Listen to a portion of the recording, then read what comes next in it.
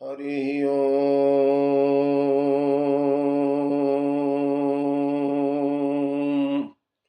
श्रीमन्महागणाधिपतये नमः। श्रीराम शरणं मम। श्रीगुरवे नमः। श्रीसरस्वत्यै नमः। श्रीमातृपितृचरणकमलेभ्यो नमः। गणेश हेरम्ब गजाननेति महोदरं स्वानुभवं प्रकाशिन् वरिष्ठ सिद्धि प्रिय बुद्धिनाथ बदन्त एवं त्यजत प्रभीति।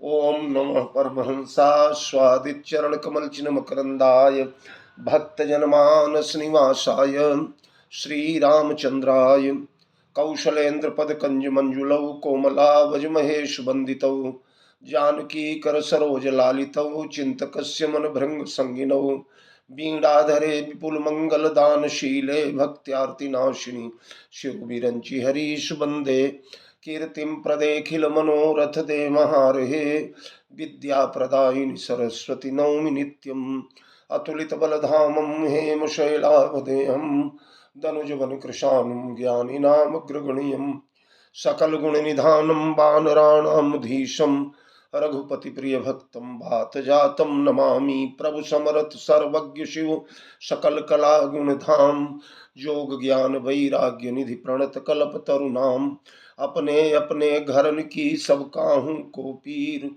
तुम ही पीर सब घरन की धन्य धन्य रघुवीर खल दल बन दावाय नल राम श्याम घन मोर रोम रोम में वज्र बल जय केसरी किशोर जय कविता के गगन दिवाकर ज्ञान भक्ति के विमल प्रकाश पारिजात के पुष्पयाप हो जय गोस्वामी तुलसीदास श्री गुरु चरण सरोज रज निज मन मुकुर सुधारि बरनौ रघुबर विमल जस जो दायक फलचारि सियावर रामचंद्र की जय पवन सुत हनुमान की जय गोस्वामी जी महाराज की जय श्री राम कथा महोत्सव की जय श्री रामचरितमानस भगवान की जय।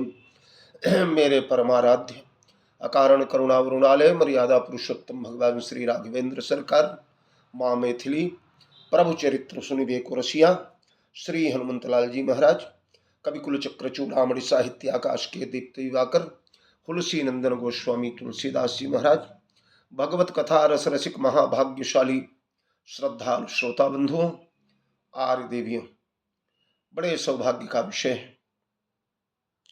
2 दिनों के अंतराल के बाद पुनः हम लोग श्री सुंदरकांड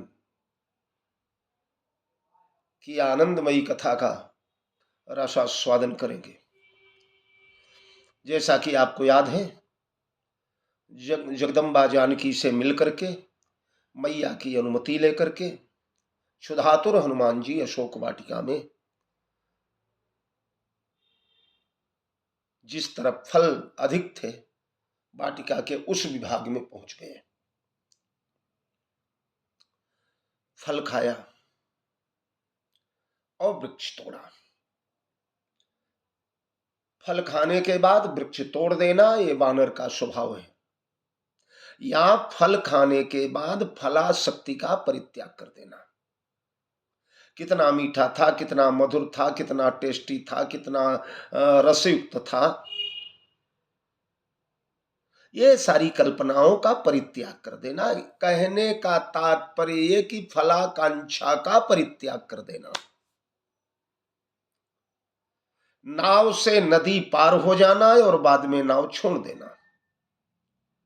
मार्ग से गंतव्य तक पहुंच जाना है और बाद में मार्ग का त्याग कर देना। अगर मार्ग ही पकड़े रहोगे तो बड़ा मुश्किल हो जाएगा। तो वृक्ष को उखाड़ने का तात्पर्य गृहासक्ति का परित्याग, आसक्ति का त्याग। चूंकि उदर पोषण के लिए, जीवन यापन के लिए कुछ न कुछ खाना आवश्यक है।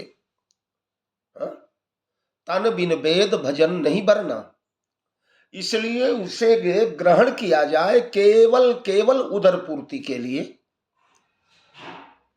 उस पर आसक्ति न रखा जाए, बार बार उसी की याद न आवे, इसलिए बिटप उपारे। खाए सिफल और बिटप उपारे, रक्षक मर्दी मर्दी मही डारे। और रक्षक जो है उन्हें पकड़ करके दोनों हाथों से ऐसे रगड़ करके और फेंक देते हैं। हड्डी पसली सब बरोबर, लाश ही बरामद न हो। कछु मिले सिधरी धूर। तो जब लाश ही शव ही नहीं मिलेगा तो कौन सा मुकदमा लगाया जाएगा, कौन सा केस होगा, कौन सा 302 बनाया जाएगा।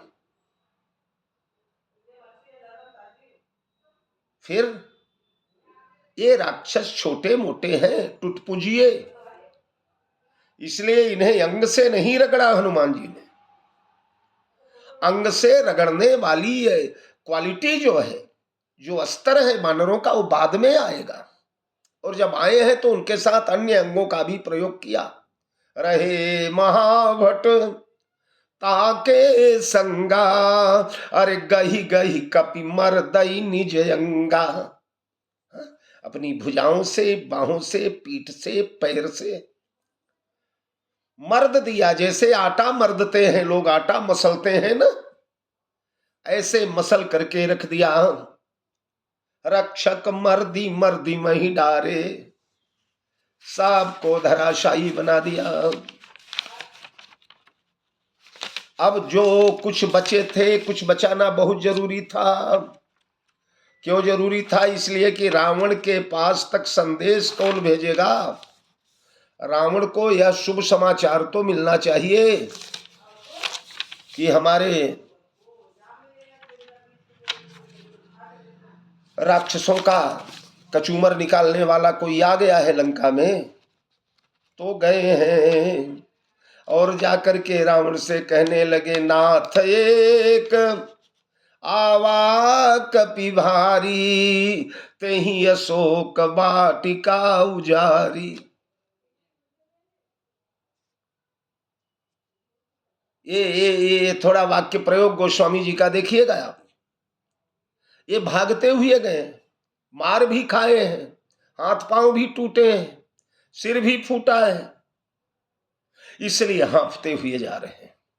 मानस में शब्दों का प्रयोग भी बड़ा वैज्ञानिक है।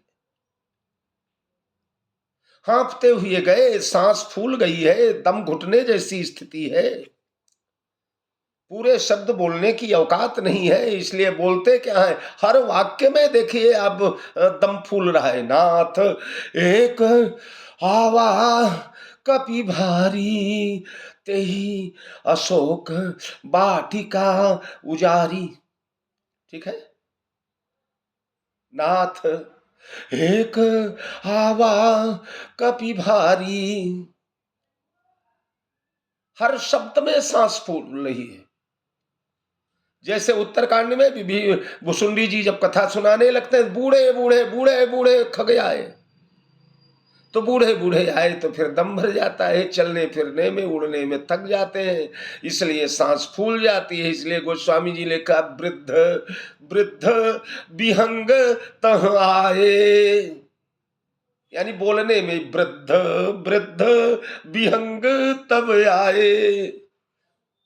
और जहां स्पीड वाले युवा लोग हैं, तंदुरुस्त लोग हैं, वहां आई गए बगमेल, धरव धरव धाव निकर जता बिलो की अकेल, बाल रवि धार घेरहि दनुज, अस्कहि कपिधाये करी हुआ। तो और रावण से कहने की शैली भी, नाथ एक, नाथ का मतलब स्वामी हमको उसने अनाथ जैसे कूटा है, जैसे हम अनाथ हो, कोई हमारा माई बाप ही न हो, कोई हमारा रखवाला ही न हो, कोई हमारे ऊपर हो ही न हो। रावण ने कहा, लेकिन तुम तो 80,000 लोग थे, 80,000 किंकर नाम के राक्षस वाल्मीकि रामायण में वहां उपस्थित थे। वो कितने थे? तो बोले, स्वामी नाथ एक अकेला ही था। अकेला बानर इतने राक्षसों को मार डाले? अरे नर कपि भालू आहार हमारा, अकेले कैसे मारा? अरे बोले कपि भारी बहुत बड़ा है स्वामी, एक सिंह खड़ा रहे तो हजारों सशक्त जो है खड़े रहे, कुछ कोई फर्क नहीं पड़ता। सशक्त खरगोश, एक सिंह को हजारों खरगोश नहीं मिलकर के मार सकते। 100 चूहों की चाम को निकाल करके ढोल बढ़ाया जाए तो उससे 100 चूहे की चाम से ढोल बनत कऊ नाय। तो हम भले अधिक बहुत थे स्वामी, निश्चित ही ज्यादा थे, पर वो बहुत भारी था। ते ही अशोक वाटिका उजारी, उजाड़ दिया बगीचा पूरा। क्या क्या कर दिया? बोले खा ये सी फल, फल खाया। कितना? बोले सब फल खा लिया। लेकिन हमारे वाटिका में तो फलों का अंबार लगा हुआ है, सारे दुनिया के बानर आ जाए तो भी पेट भर जाएगा उनका। अकेले बानर ने कितना खाया होगा? अरे बोले सब खा लिया मालिक। तो बोले एक बानर के खाने से हमारे फल चुकेंगे? अरे बोले वो महाकाल है, करालम महाकाल कालम कृपालम, प्रभु प्रताप जो खाल ही खाई। स्वयं परमात्मा श्री राम का प्रताप ही हनुमान बनकर के लंका में आया हुआ है। स्वामी 3 लोग 14 भुवन भी खाने की उसकी औकात है। अच्छा, तो अब कुछ और भेजे जाए, सोनी रावण पठये भट्ट नाना, अरे ती नहीं देखी गरजऊ हनुमाना। भेजा है उसने भट्ट नाना, नाना माने अनेकों, हजारों। फिर भट्ट नाना का मतलब यह है कि कई प्रकार के भट्ट भेजे हैं। कुछ धनुर्धर भेजे, कुछ गदाधारी भेजे, कुछ तलवार वाले भेजे, कुछ भाले वाले भेजे। हर योद्धाओं की अपनी अपनी विशेषता होती है। जैसे भीम गदा युद्ध में सर्वोपरि है, तो भल्ल युद्ध में भाला के, प्राश युद्ध में महाराज युधिष्ठिर का कोई मुकाबला नहीं है। उसी प्रकार धनुर्युद्ध में अर्जुन का कोई मुकाबला नहीं, कर्ण का कोई मुकाबला नहीं, मेघनाथ का कोई मुकाबला नहीं। तो नाना का मतलब यह है कि कोई शूल से लड़ने वाला है, कोई गदा से लड़ने वाला है, कोई प्रास से लड़ने वाला है, कोई धनुष बाण से लड़ने वाला है, कोई तलवार से लड़ने वाला है, कोई मुक्दर से लड़ने वाला है, कोई झूल से लड़ने वाला है। हाँ? ये सारे हथियारों को अलग अलग अलग अलग योद्धा है। इसमें किंकर नामक 80,000 योद्धाओं का वर्णन वाल्मीकि ने किया। इसमें प्रहस्त है, मंत्री 7 मंत्री हैं, 5 सेनापति हैं, भास्करण है, दुर्धर है, यूपाक्ष है, प्रघस है, विरूपाक्ष है। ये सब ऐसे हैं कि एक एक सेनाओं के अधिपति हैं। इनके अंडर में करोड़ों करोड़ राक्षस रहा करते हैं। अकेले अकेले एक एक जग जीत सक, एक एक लोक जीतने में अकेले अकेले ये समर्थ हैं। चल पड़े, नाना प्रकार का रौ होने लगा है। धूल से पूरा वातावरण महाराज भर गया, जन कज्जल के आंधी चली। जैसे कोयले की आंधी आ रही, महावीर निश्चर सब कारे, काले काले राक्षस गर्जना करते हुए, धरती को हिलाते हुए, दशों दिशाओं को मंडित करते हुए अपने चरण धूल से चल पड़े। सोनी रावण पठये भट्ट नाना, ती नहीं देखी। हनुमान जी ती नहीं देखी। अच्छा, बगीचे में थे तो बगीचे में थोड़ा देखने उठने में प्रॉब्लम होता है, तो इसका तात्पर्य है कि हनुमान जी कहीं ऊपर बैठे हुए हैं। तो वाल्मीकि रामायण में है, ज्वलंतस्त्रोण, तो हनुमान जी महाराज तोरणमाश्रित, ज्वलंतम तोरणाश्रित, तोरणाश्रित है, तोरण के ऊपर, ध्वजा के ऊपर जाके बैठे हैं। बहुत बड़ा स्तंभ था रावण का, उस स्तंभ के ऊपर स्वर्ण स्तंभ खड़ा हुआ था, आकाश में वो पताका लहराती थी, उसके ऊपर जाके बैठ गए। तो एक तो सावधान है, चतुर है, चालाक है, चारों दिशाओं में देख रहे हैं, वहां से सब दिखाई पड़ गए। दिखाई पड़े तो तीन ही देख गरजे हनुमाना। गर्जना ये हनुमान जी महाराज की निर्भयता का प्रतीक। इतने विशाल राक्षस वाहिनी को देखकर बड़े बड़े सूरमाओं की सिट्टी पिट्टी गुम हो जाए, लेकिन धन्य हो हनुमान जी महाराज, बड़े जोर से जयत्यति बलो रामो लक्ष्मणस्य महाबल राजा जयति सुग्रीवो राघवेणाभिपालित। भगवान श्री राम की जय हो, लक्ष्मण जी की जय हो, राजा सुग्रीव की, राम के पालित राजा सुग्रीव की जय हो।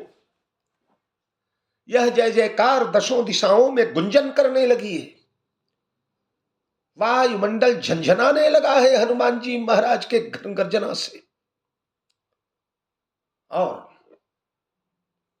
हनुमान जी महाराज पर्वताकार शरीर धारण कर लिए हैं। तीन ही देखी गरजे हनुमाना, सब रजनीचर कपि संघारे, गए पुकारत कछु अधमारे। हनुमान जी महाराज इन राक्षसों को, सब रजनीचर, समस्त निशाचरों को मार दिया। तब गए पुकारत कछु अधमारे, ये बोले उन्हें भी मरा ही समझ करके छोड़ दिया था। अधमारे मरे जैसे तो वो भी थे, पर इतनी बड़ी वाहिनी में, इतने बड़े सैन्य बल में दबे कुचले सटक मुटक करके, सरक करके सेना से बाहर निकल गए, दुम दबा के रावण की ओर भागे। हनुमान जी की नजर बचाकर, प्राण बचा करके, प्राण लेकर के भागे,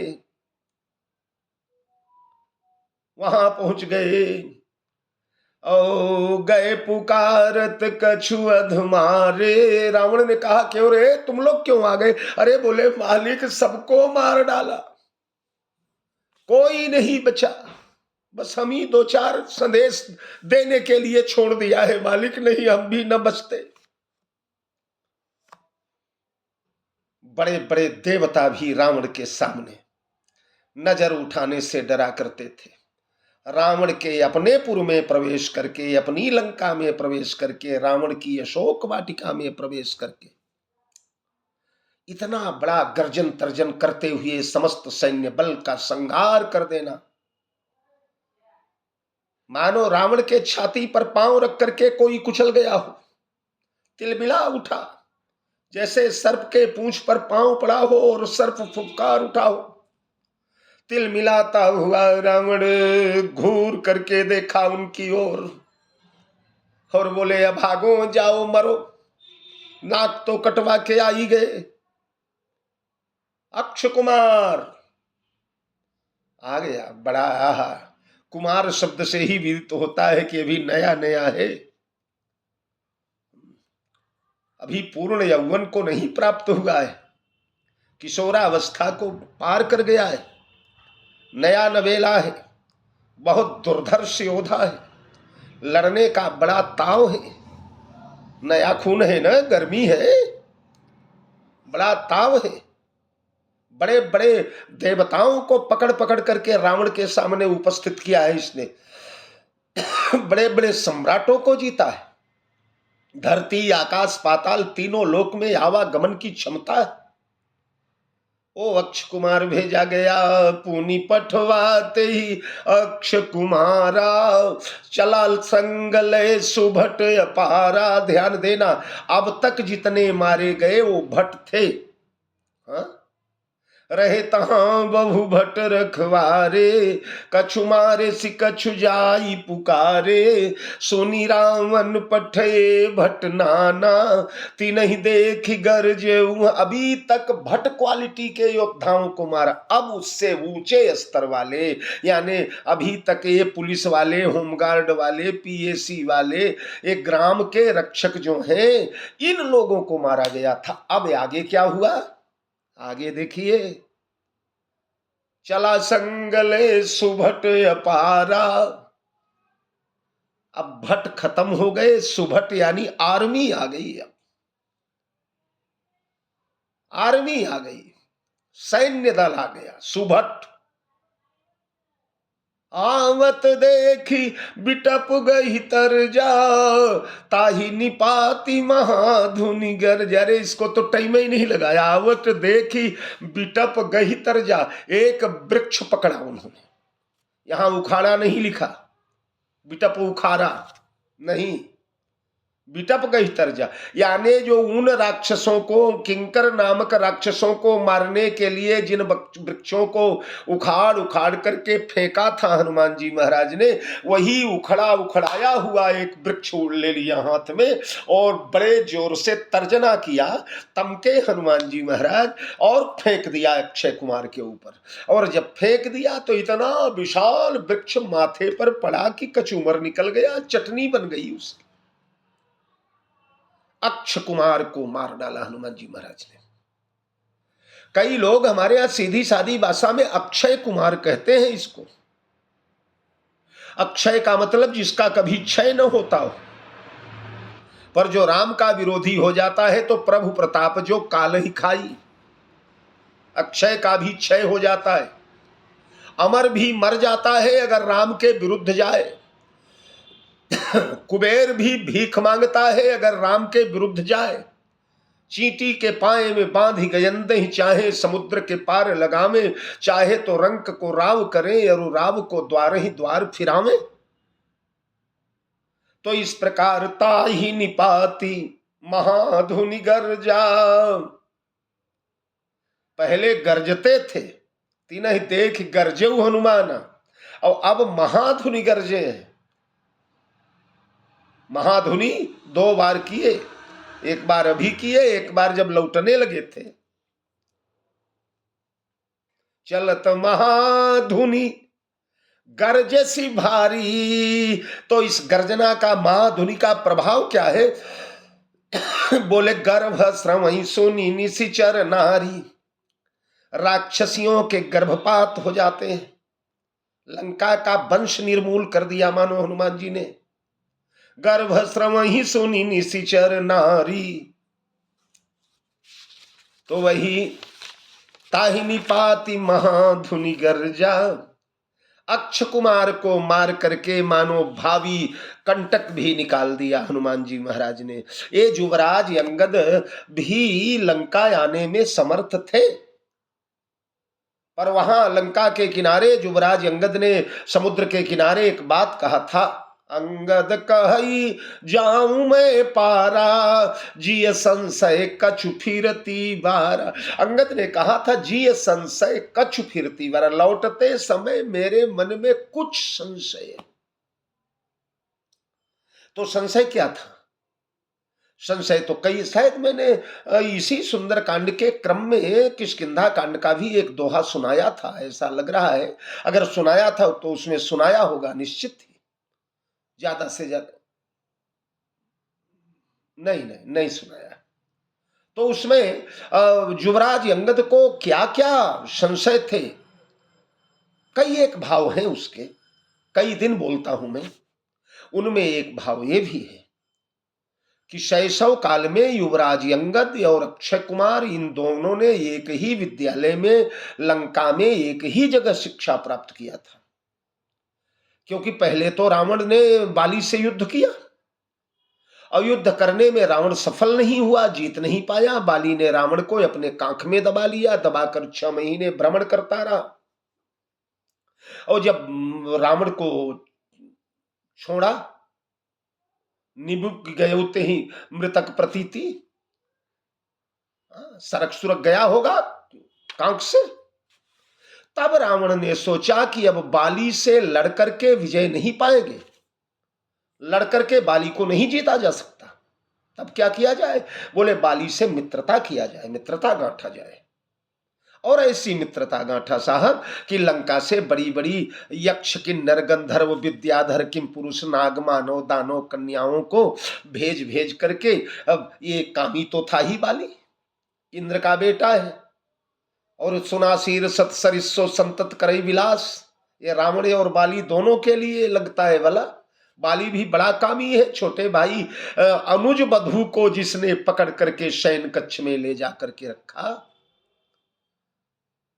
वो कामी बाली जब सुंदर सुंदर स्त्रियां आने लगी लंका से तो रावण के हाथों में बिक गया। मानो काम का दाम दे करके मानो रावण ने बाली को खरीद लिया। और जब रावण के मुट्ठी में आ गया वो तो खूब मित्रता हुई। रावण ने दक्षिणी बाली ने भारत वर्ष का दक्षिणी दरवाजा रावण के लिए फ्री कर दिया, खोल दिया, वरना बाली के रहते हुए दक्षिण के मार्ग से कोई माई का लाल भारत में प्रविष्ट हो जाए, ऐसी औकात उसकी। पर विदेशियों ने यही किया, जब जब भारतवर्ष पर आक्रमण हुआ तब तब किसी न किसी भारतवर्ष के भेदिया को उन लोगों ने अपनाया। तो बाली रामद्रोही तो है ही, राष्ट्रद्रोही भी है। तो जब मित्रता हो गई तो लंका उस जमाने में दक्षिण भारत का, दक्षिण का विद्या केंद्र था। शुक्राचार्य के निर्देशन में यहाँ के विश्वविद्यालय चलते थे। तो अंगद जी भी जाकर के पढ़ने लगे हैं, वहीं पढ़ने लगे हैं। बाली ने सोचा अपने बेटे को कुशाग्र बनाने के लिए इतना बड़ा विद्या केंद्र नहीं मिलेगा। तो अंगद जी बड़े चपल थे, बड़े चंचल थे। अक्षय कुमार जब जब मिले तो एक आध दरेरा उसको दे देते थे, एक आध थप्पड़ लगाई दे, कभी कान पकड़ के उखाड़े, कभी गाल पर मुक्का मारे, कभी बाल पकड़ के नोच ले। बलवान थे। यह तनय मम सब विनय बल कल्याण प्रद प्रभु लीजिए। जो अंतर बाली और रावण में था वही अंतर अंगद और अक्षय कुमार में था।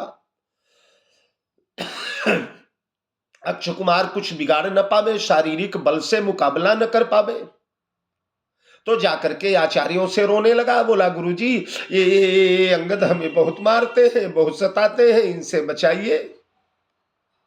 आचार्यों ने अनेकों बार अंगद जी को रोका, अंगद ये उचित नहीं है, ये तुम्हारा मित्र है, गुरु भाई है, सहपाठी है। लेकिन अंगद जी न माने। जब यति हो गई तब एक दिन आचार्य ने क्रोध में आकर के अंगद जी को शाप दे दिया, दुष्ट अक्षय कुमार के रहते रहते अगर तू आ गया लंका में तो तेरा सिर फट जाएगा, तू मर जाएगा। आज के बाद अक्षय कुमार के जिंदा रहते रहते लंका में अगर चरण रखा तो तेरे प्राण चले जाएंगे। इसीलिए अंगद जी ने कहा, अंगद कही जाऊं मैं पारा, लेकिन जिय संशय कछु फिरती बारा। तो हनुमान जी ने सोचा युवराज अंगद का संशय भी निकाल करके फेंक दे। जो संशय का कंटक मार्ग में पड़ा हुआ है उसे निकाल करके फेंक दिया जाए। इसलिए आवत देखी बिटप गई तरजा, अरे ताही निपाती महाधुनि गर्जा। अंगद का कंटक निकल गया, रावण का बेटा मारा गया, सगा अपना बेटा मारा गया। छोटा बेटा था इसलिए प्राणों से प्यारा था। अतएव हनुमान जी महाराज को महान खुशी मिली। तो योद्धा लोग जब रणांगण में महान विजय प्राप्त करते हैं तो फिर गर्जते हैं, अति गर्जते हैं। इसलिए ताही निपाति महाधुनि गर्जा।